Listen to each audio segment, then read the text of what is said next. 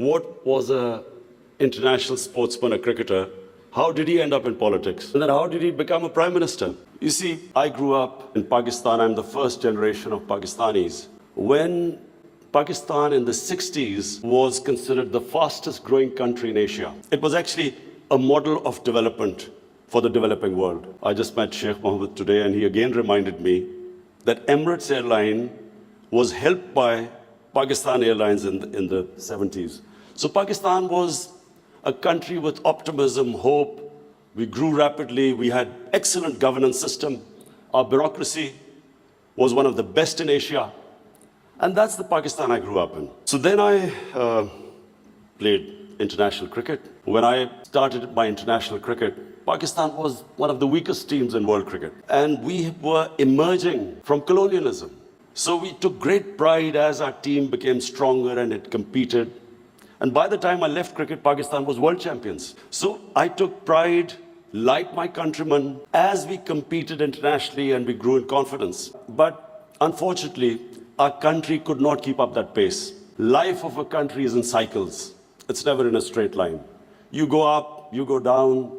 It's course correction, countries come up. Some countries don't go up. So in Pakistan's case, we were going up, and then various things happened when we started our down cycle. So when I left cricket, I started building the first cancer hospital in Pakistan. Reason was because my mother died of cancer. And it's then I realized there was no cancer hospital in the whole country. And then it occurred to me that people like me who were well off, I could afford to take my mother for treatment abroad.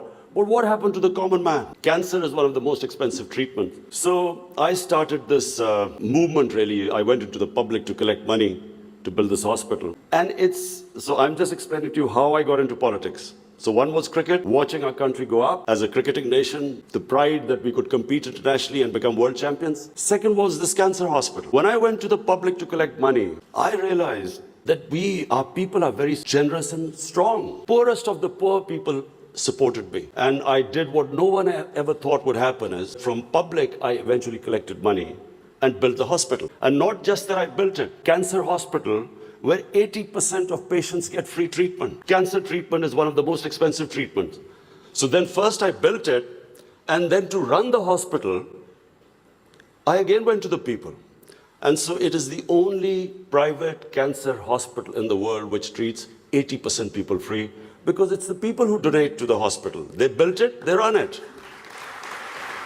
So I kept thinking, why is it that people are so generous to build a hospital and run it? Why don't they pay taxes? And then I discovered we're a country which is amongst the top 5 countries in giving charitable donation. But at the same time, we are right at the bottom in giving taxes. And the reason was that people did not trust the government. They thought that their taxes were wasted by the government. It was spent on the lavish lifestyle of the ruling elite. So why would people pay taxes? And of course, then the levels of corruption, because corruption is basically stealing taxpayers' money. There was a third reason why I ended up in politics. And that was, I saw how a developed country, how the institutions worked, why they went ahead, how the governments were accountable, how there was meritocracy, and above all, how there was human development, the money spent on human beings. So I could compare what was going on in Western countries, and then I could see what was happening in our own country. But then I also saw other countries develop. And one of them was UAE. I used to play cricket in UAE from 1980 onwards, and I saw UAE kept developing. And then afterwards, we saw China develop. So the common thing in all countries that have gone ahead is governance. And governance has 2 aspects. One is a government has to be accountable. The more accountable a government, the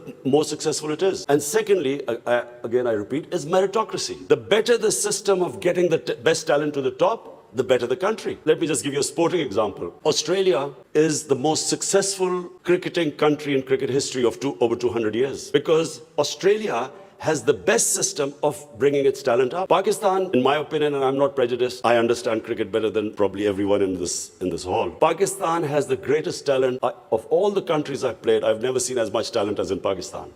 But we do not have a system of bringing that talent up. So what's the point of having great talent if you do not have a system of meritocracy which brings the talent up. And that's in every field. In the 60s, the reason Pakistan went up, because our civil service exam was the toughest. All the young people wanted to go into Pakistan civil service. It was the toughest exam. We had the best talent that came up. And in 60s, one of the main reasons was a civil service of very high quality. And gradually, as our system of merit went down, so did the country. I wanted Pakistan to go up. As I said, I saw UAE going up. The way each year you came, it changed, got better and better. And similarly, and of course, the greatest example is China. For me, the thing about China, which is just remarkable, no nation in the history of mankind has done what China has achieved. In 30 years, they have brought 700 million people out of poverty. It is just a phenomena which has never happened in human history. And of course, my motivation, again, of the Pakistan I wanted to see was based, and I'm a student of history, Islamic history especially, was on the Prophet, or Prophet, peace be upon him, the state of Medina, which he created. Why do I say the state of Medina? Because the state of Medina laid the foundation of one of the greatest civilizations in the history of mankind. The foundation of the state of Medina is what, for the next 700 years, was the greatest civilization on earth. And what were those principles? The state of Medina was founded on incredible principles of justice and humanity. It was the first time a welfare state was made, a state that took responsibility of the weak, what China has done right now. That was the state of Medina, where first time a state took responsible for its poor, its weak, its orphans, its widows. In the state of Medina, the first time pensions were created. It was a humane state. And secondly, there was justice, rule of law. These were the two main things. And the third thing, the Prophet of Islam, peace be upon him, made seeking knowledge a sacred duty. So the emphasis on seeking knowledge. For the next 700 years, all top scientists were Muslims. And that was the state of Medina. It laid that foundation. And then the way minorities, other religious people were treated. The Prophet signed famous Misaq-e-Medina. There's still a letter in St. Catherine's Church which was signed with the Christians, that your places of worship will be, till the end of time, they will be protected by Muslims. Secondly, that no forcible conversions would be in Islam. Thirdly, the Prophet's last sermon, it is a charter of human rights. It's about how human beings are equal. So it was a humane state created, rule of law, emphasis on education, that led to the growth of Muslim civilization. We want the same basis of our state, the way our country will rise. It will go back to those principles. We must, number one, have rule of law, everyone equal before the law. State must be accountable. We must have a welfare state where the state must take responsibility of its poor people. Half our population is on the poverty line or just above, and about 25% are below the poverty line. The state must take responsibility. All policies of the state must be, like in China, how do we lift the people from the bottom? And the most important thing is that we must, in Pakistan, start a reform program. Reforms are painful, but it is essential if we have to get out of our current problems. First of all, I joined politics in 96. From 96 to 2013, there was a very small party. Most of the time, it was one step up and 3 steps down. The first election I contested, we were wiped out. Second election, 5 years later contested, we had only 1 seat. Third election, we boycotted, and most of the time people made fun of me, thought we would never make it, because I'm an outsider. I wasn't from the political class. But one big lesson from sports which I learned, you only lose when you give up. So,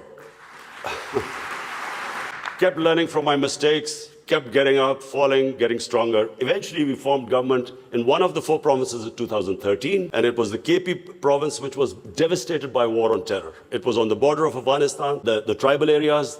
The whole fighting took place in that region. The police was devastated by attacks. We had 70% of industry closed. KP has a reputation that they only give you one chance. Each government comes once, it's ousted the next time. So we came in a coalition government, and we started our reform programs. First of all, we started spending money on human development, health and education. Secondly, we did, first time in Pakistan history, no party had done before, we started spending money on climate change. Pakistan is about 8th in the countries that are more vulnerable to climate change. So we took this ambitious mission of planting 1 billion trees in 5 years. And then we reformed the police, depoliticized our police, depoliticized our bureaucracy, and then started tourism. Because KP has a lot of tourist sites. It was the center of Buddhist civilization, so religious tourism, but we have the best mountain scenery there. So anyway, by the end of 5 years, we had half poverty in those 5 years. The poverty had gone half. And province, which never gave you a second chance, we came back with 2/3 majority in 2018. Not only did we win there, then we formed government in the last election. We got 17 million votes, which is the highest ever won by a party.